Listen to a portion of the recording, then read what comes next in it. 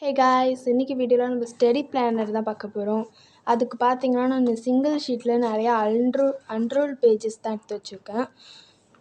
இதில் தான் நம்ம ஸ்டடி பிளானர் செய்ய போகிறோம். இதில் நான் வந்து நிறைய பேஜஸ் எடுத்து வச்சுருக்கேன். ஏன்னா நம்மளுக்கு இது 1 இயர் நம்ம யூஸ் பண்ணணுன்றதுக்காக. இதை வந்து நான் பாதியாக ஃபோல்ட் பண்ணிக்கிறேன். நான் வந்து ஷார்ட் சைஸாகவே பண்ணலான்னு இருக்கேன்.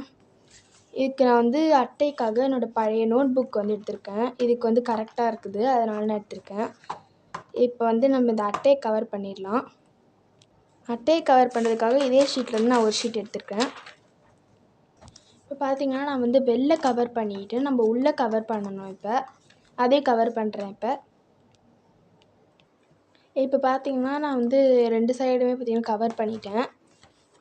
இப்போ வந்து நம்ம டெக்கரேஷன் பண்ணலாம். ஃப்ரண்ட் பேஜில் நீங்கள் உங்களுக்கு பிடிச்ச கலரில் உங்களுக்கு பிடிச்ச மாதிரி டிசைன் போட்டுக்கலாம். நான் வந்து பிங்க்கு, பர்பிள் அப்புறம் ப்ளூ யூஸ் பண்ணலான்னு நினைக்கிறேன்.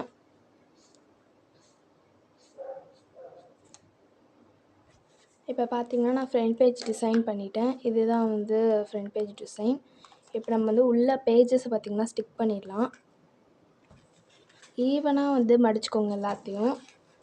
உள்ளே வந்து ஃபிட்டாக இருக்கான்னு பாருங்கள். அப்புறம் நான் ஒன்று சொல்ல மறந்துட்டேன். நீங்கள் வந்து நோட் புக் வந்துருந்தால் கூட அதை கூட நீங்கள் யூஸ் பண்ணலாம். என்கிட்ட இப்போதைக்கு நோட் புக் இல்லை, அதனால தான் நான் வந்து பேப்பரில் பண்ணுறேன். இப்போ நம்ம வந்து இது ஸ்டாப்லர் பண்ணிக்கலாம். ஸோ ஸ்டாப்லர் அடிக்க கொஞ்சம் கஷ்டமாக தான் இருந்தது, பட் இருந்தாலும் நான் அடிச்சிட்டேன். இப்போ பார்த்தீங்கன்னா நோட் புக் மாதிரியே இருக்கும், எல்லா பேஜஸும் இருக்குது. இப்போ பார்த்தீங்கன்னா நான் ஃபஸ்ட் பேஜில் இங்கே வந்து இந்த ஸ்டடி பிளானர் யாரோடது அப்படின்றதுக்காக நேம் எழுத போகிறேன்.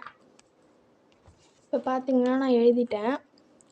இப்போ நெக்ஸ்ட்டு பேஜில் பார்த்தீங்கன்னா கொஞ்சம் இம்ப்ரெஷன் தெரியுது, நீங்கள் தெரியாத மாதிரி பார்த்துக்கோங்க. நெக்ஸ்ட்டு பேஜில் பார்த்தீங்கன்னா இப்போ நீங்கள் எல்லா மந்த்தையும் எழுதிக்கோங்க.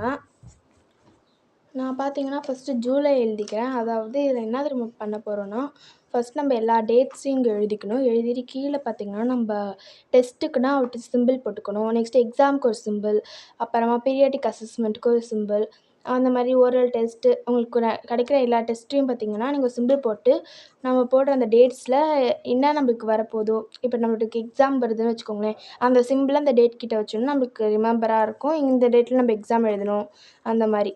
ஸோ அந்த மாதிரி தான் நான் பண்ண போகிறேன். பண்ணிவிட்டு காட்டுறேன். நான் வந்து எழுதிட்டேன். நான் ஜூலை மந்த்துக்கு தான் பார்த்திங்கன்னா எழுதிட்டேன். இதில் ஜூலை மந்த்துக்கான டேட்ஸ்லாம் எழுதி டேட்டும் எழுதிட்டேன்.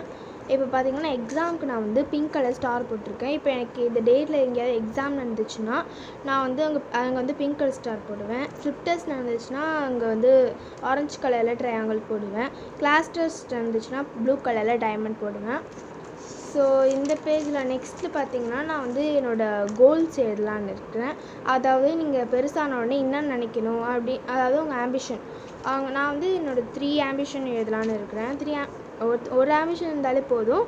சும்மா ஏதாவது 3 கோல்ஸ் எழுதலான்னு நான் எழுதுகிறேன். நான் எழுதிட்டுக்கப்புறம் காட்டுறேன். 3 கோல்ஸ் எழுதிட்டேன். நான் வந்து டாக்டர், இன்ஜினியர், கலெக்டர்னு எழுதியிருக்கேன். நெக்ஸ்ட்டு பேஜில் பார்த்தீங்கன்னா நான் வந்து ஸ்டடி குவாட்ஸ் தான் எழுத போகிறேன். ஸோ நம்மளுக்கு வந்து பார்க்கும்போது கொஞ்சம் மோட்டிவேஷனாக இருக்கும். ஸோ நான் அதை எழுதிட்டு காட்டுறேன். நான் வந்து ஸ்டடி குவாட்ஸ் எழுதிட்டேன்.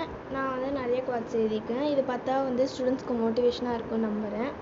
Always believe your self, never give up, dream big, work hard, one day your success will cheer by the whole world, today a reader, tomorrow a லீடர்னு அப்படின்னு எழுதியிருக்கேன். இப்போ நம்ம நெக்ஸ்ட்டு பேஜில் பார்த்தீங்கன்னா நீங்கள் எக்ஸாமில் எடுக்கிற மார்க்ஸ்லாம் பார்த்தீங்கன்னா எழுதுறதுக்காக ஒரு காலம் போட போகிறோம். நான் போட்டதுக்கப்புறம் காமிக்கிறேன். நான் வந்து எக்ஸாம் மார்க் காலம் ரெடி பண்ணிட்டேன். நான் வந்து சப்ஜெக்ட்டு அப்புறம் எங்கள் ஸ்கூலில் 18 மார்க்ஸ் வைப்பாங்க. அப்புறமா அதை 100 மார்க்ஸ் கன்வெர்ட் பண்ணுவாங்க. அப்புறம் கிரேட் எழுதியிருக்கேன். நான் maths, English, Tamil, social, physics, biology, chemistry எழுதியிருக்கேன். அதுதான் உங்களுக்கு ஏதாவது ஃபில் பண்ண தோணுச்சுன்னா இந்த பேஜ் ஃபுல்லாக ஃபில் பண்ணிக்கோங்க. நான் இவ்வளோ தான் எழுதியிருக்கேன். ஸோ இதான் என்னோடய ஸ்டடி பிளானு.